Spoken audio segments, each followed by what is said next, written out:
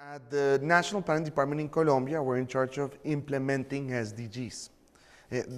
Colombia was the country that proposed SDGs, was the country was highly engaged in setting up the goals and the targets of the SDGs, and it's the Ministry of Planning in Colombia who's in charge of implementing, right? When we began our strategy for implementation, the first thing we did was we did an analysis of all the targets and goals. What we found was that 135 targets depended on the national government and 34 targets depended on work we have to do with the international community. We realized that 24 of those targets were hard to measure, were statistics that we didn't have.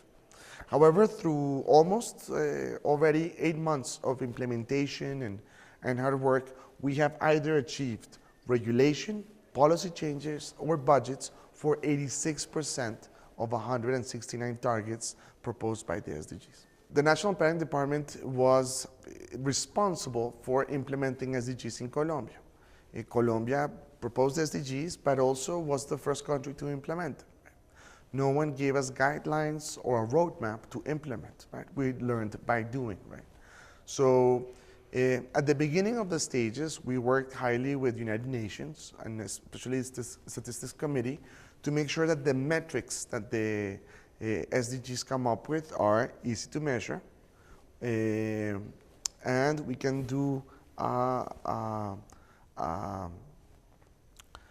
we can follow the progress of the country in this regard, right? So DNP has been engaged in high-level meetings in Davos, at OECD, at CEPAL, at the regional level, telling how we did things, the things we learned, the mistakes we made.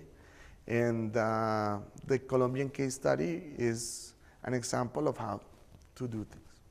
The Commission has been very discreet but highly effective, right? The Commission has helped to draft the strategy, implement the strategy, assign SDGs to specific ministries so that they are responsible for regulation, policy, or budget appropriation for each of the goals.